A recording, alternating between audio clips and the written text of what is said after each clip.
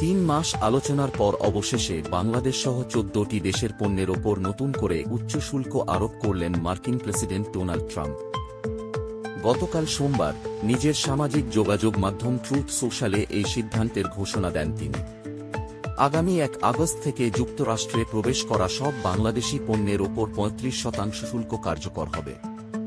এই শুল্ক নির্ধারিত হবে খাতভিত্তিক শুল্কের বাইরেও আলাদাভাবে।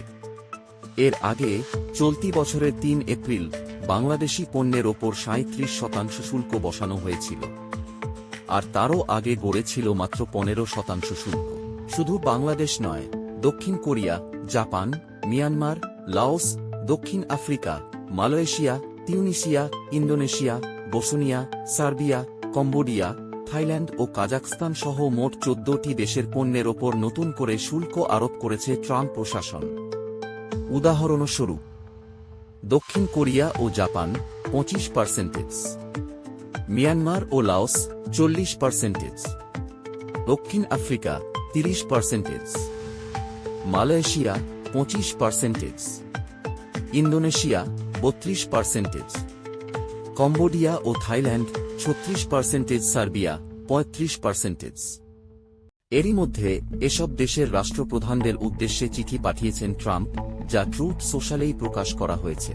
বাংলাদেশের অন্তর্বর্তী সরকারের প্রধান উপদেষ্টা অধ্যাপক মোহাম্মদ ইউনূসকে পাঠানো চিঠিতে ট্রাম্প লিখেছেন, 35% শুল্ক আপনার দেশের সঙ্গে যুক্তরাষ্ট্রের বাণিজ্য ঘাটতি কমানোর জন্য যথেষ্ট নয়। তবে যদি বাংলাদেশি কোম্পানিগুলো যুক্তরাষ্ট্রে ফ্যাক্টরি স্থাপন করে, তাহলে কোনো শুল্ক দিতে হবে না।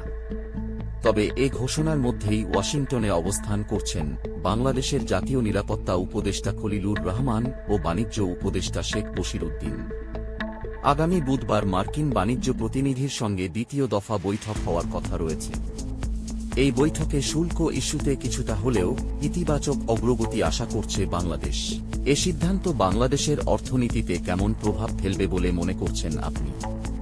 কমেন্টে জানান আপনার মতামত। আর ভিডিওটি ভালো লাগলে লাইক, শেয়ার ও সাবস্ক্রাইব করতে ভুলবেন না।